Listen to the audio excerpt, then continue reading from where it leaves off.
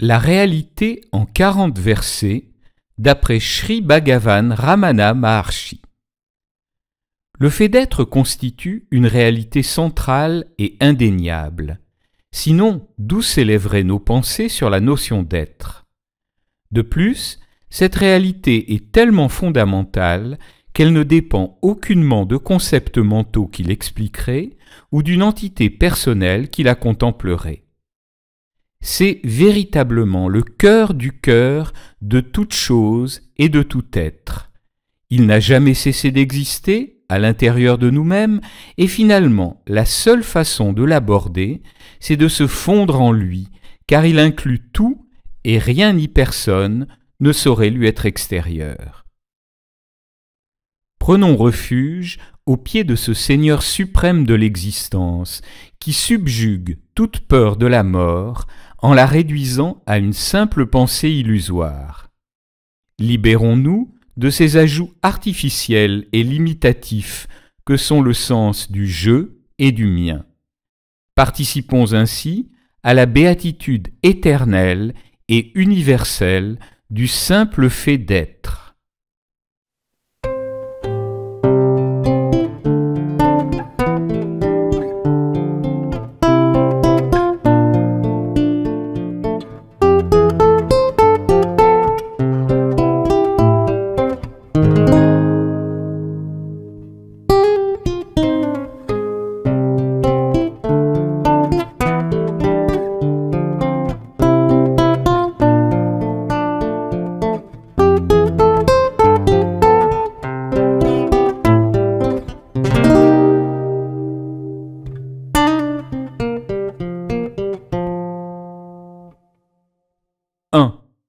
Puisque nous percevons le monde avec ses aspects innombrables, nous devons admettre qu'il y a un pouvoir créateur qui est capable de devenir multiple.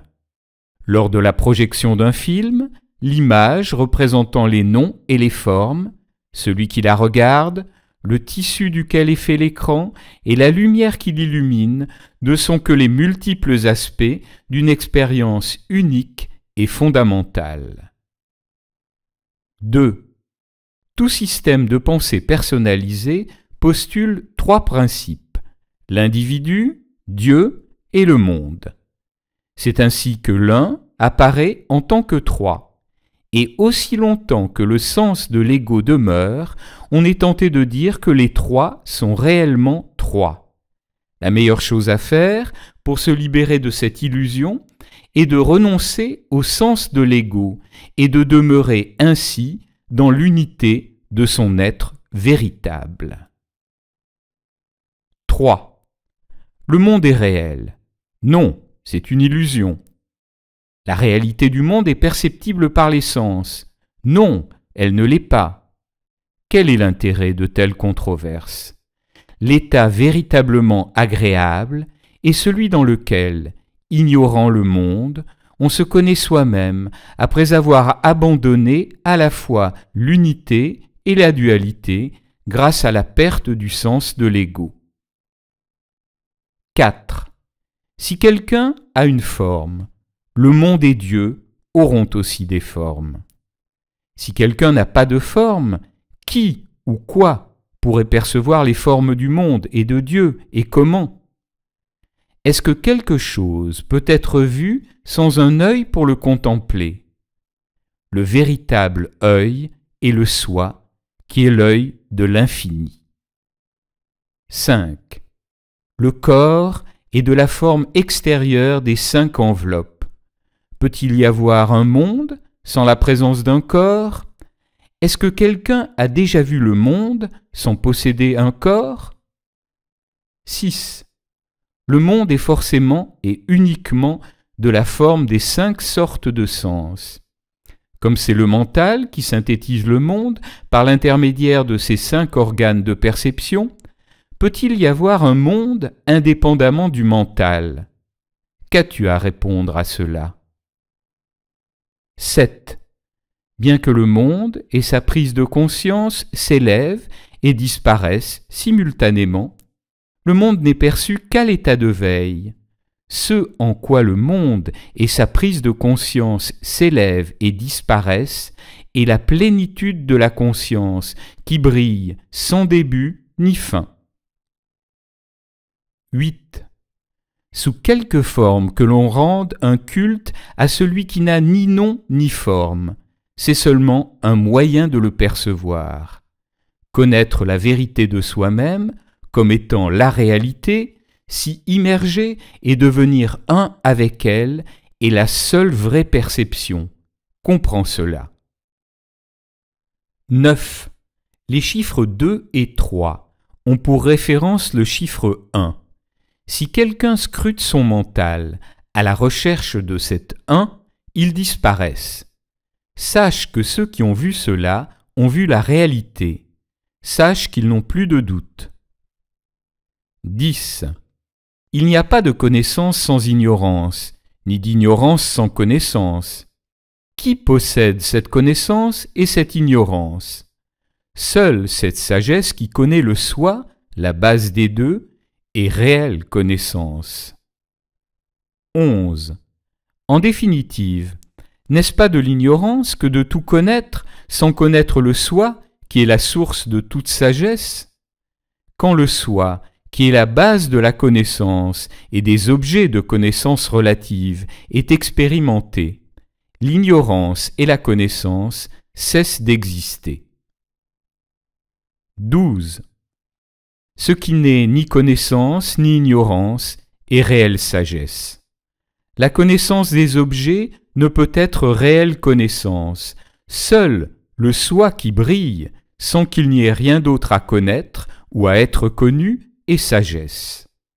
Et sache que cet absolu n'est pas le néant, mais son contraire. 13. Le soi seul est connaissance, réalité et vérité. La connaissance de la multiplicité est ignorance. Cette ignorance, qui est irréelle, n'a pas d'existence indépendamment du soi absolu.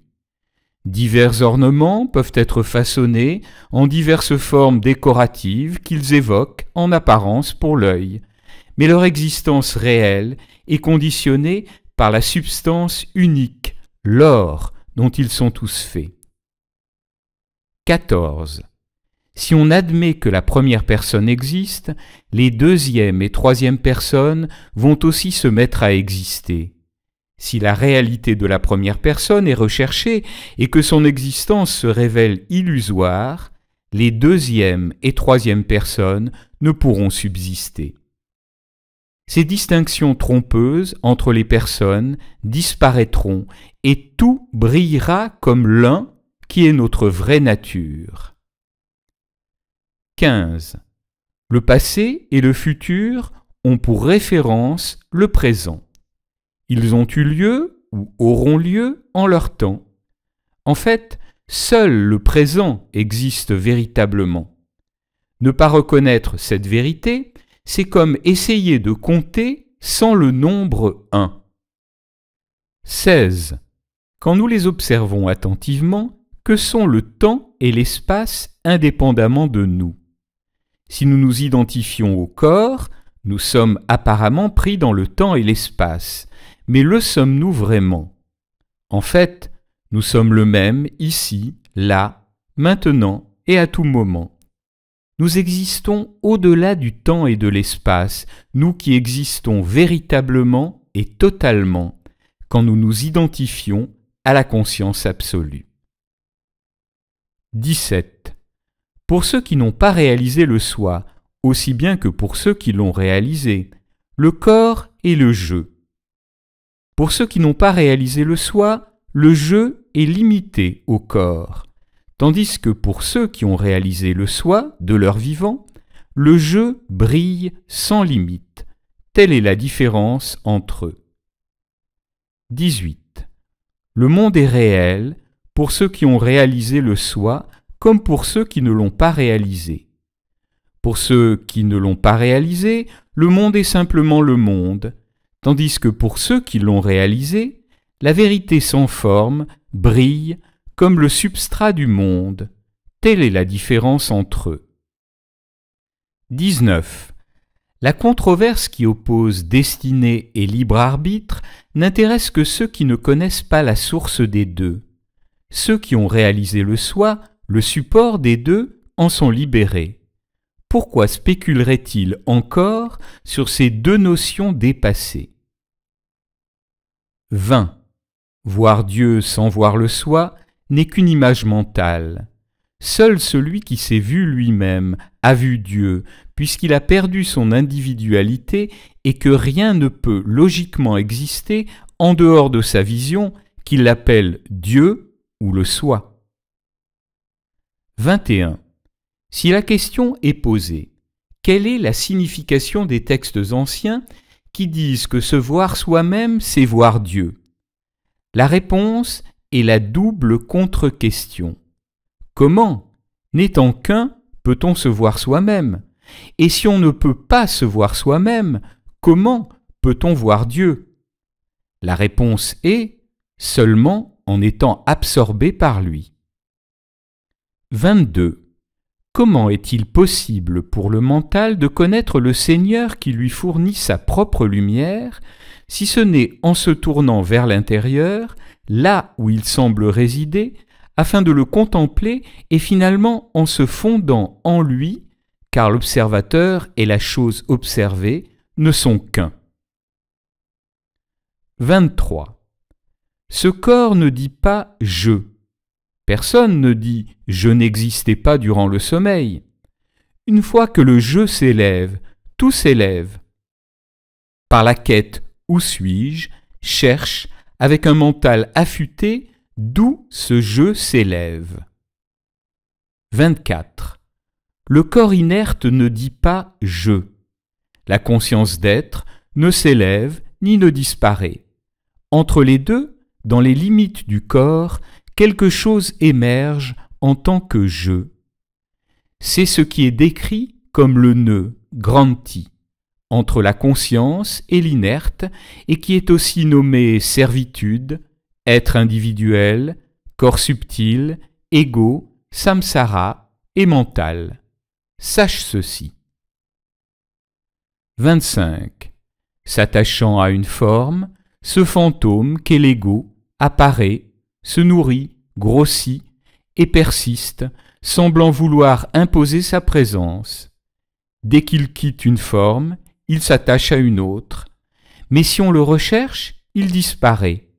Sache ceci. 26. Si l'ego existe, toute autre chose existe. S'il n'existe pas, rien d'autre n'existe. Ainsi, la recherche de sa non-existence signifie abandonner toute chose, ce qui équivaut à libérer totalement le mental. Sache ceci. 27. L'état dans lequel le « je » ne s'élève pas est l'état d'être. Sans rechercher d'où s'élève le « je », par la quête « où suis-je », comment peut-on obtenir l'extinction de soi-même qui se caractérise par la non-émergence du « je » ? Et sans effectuer cette extinction, comment peut-on demeurer dans son état véritable dans lequel on est cela? Réponds-moi. 28. De la même manière que quelqu'un plongerait dans l'eau pour récupérer un objet, on devrait plonger profondément en soi-même, en retenant sa respiration et sa parole, afin de trouver l'endroit d'où la pensée « je » s'élève. Sache ceci. 29. Chercher la source du « je », le mental tourné vers l'intérieur, sans prononcer le mot « je », est le vrai chemin de la sagesse. Méditer sur « je ne suis pas ceci ni cela » n'est qu'une aide préparatoire ou auxiliaire et ne constitue pas l'investigation proprement dite. 30.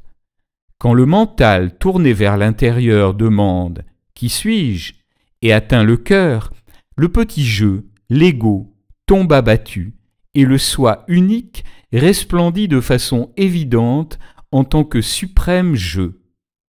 À ce moment, il semble apparaître, car il était caché derrière les illusions limitatives de l'ego, mais en fait, il est la réalité qui a toujours été éternellement présente, le soi universel et transcendant.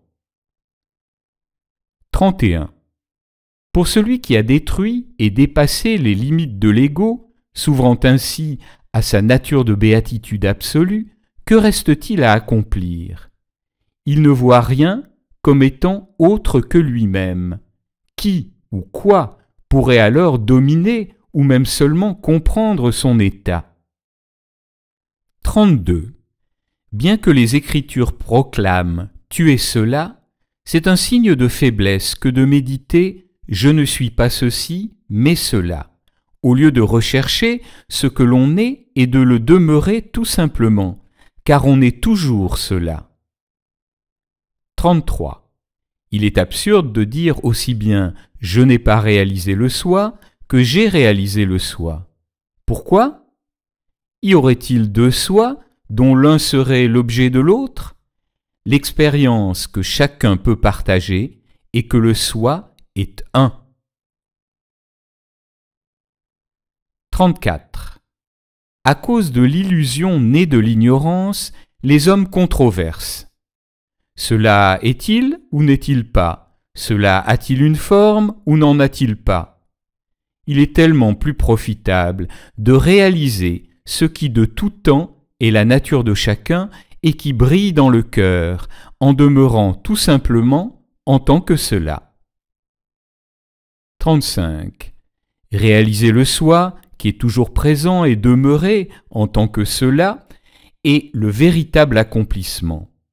Tous les autres accomplissements sont comme ceux qui apparaissent en rêve. Sont-ils réels quand on se réveille? Ceux qui se sont débarrassés de l'illusion et sont établis dans leur état véritable peuvent-ils encore être trompés? 36. Si nous pensons « je suis le corps », la pensée « non, je suis cela » nous aidera à demeurer en tant que cela. Mais devons-nous toujours penser d'une telle manière? Un homme pense-t-il continuellement qu'il est un homme? Nous sommes simplement cela. 37. Le précepte « dualité durant la recherche » et « non-dualité une fois le but atteint » est faux. Qui sommes-nous, sinon le 10e homme, à la fois durant la recherche anxieuse de nous-mêmes et après avoir réalisé le soi? 38. Aussi longtemps que nous avons le sentiment d'être l'auteur de nos actions, nous en récoltons les fruits, bons ou mauvais. Mais lorsque, grâce à l'enquête « qui est l'auteur ?», on arrive à se connaître soi-même, le sens d'être l'auteur se perd et on devient libre des trois formes de karma concernant les actions passées, présentes et futures de notre vie. L'état de libération qui en résulte est éternel. 39. Aussi longtemps que la pensée « je suis lié » persiste, les pensées de servitude et de libération demeurent. Lorsqu'on recherche et trouve la réponse à la question « qui est lié ?», le soi éternellement présent seul demeure. Alors la pensée de servitude disparaît, tout comme celle de libération, dans une expérience qui les transcende toutes deux. 40. S'il persiste une controverse sur la nature de la libération afin de déterminer de laquelle de ces trois sortes elle est, avec forme, sans forme ou encore avec et sans forme, nous dirons que la libération est la destruction de l'ego qui discute si cela est avec forme, sans forme ou encore avec et sans forme.